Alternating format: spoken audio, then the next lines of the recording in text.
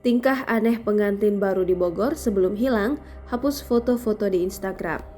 Tingkah aneh Anggi Anggraini yang hilang setelah menikah sehari dengan Fahmi Husaini di Bogor terkuak. Fahmi menyebut sang istri menghapus foto-fotonya di Instagram 3 hari sebelum menikah.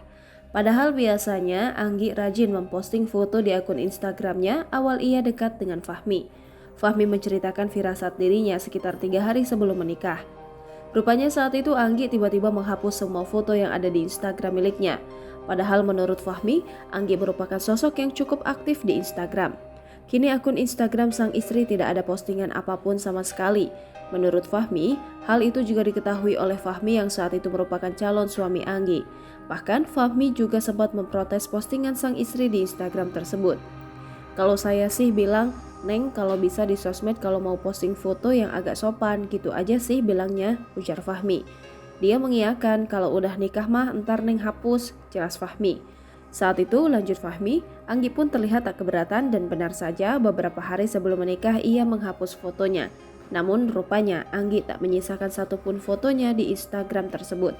Fahmi pun berharap agar istrinya bisa segera pulang ke rumah. Ia juga meminta untuk pihak yang melihat Anggi agar bisa segera menghubunginya. Jangan lupa subscribe, share, komen, dan like ya!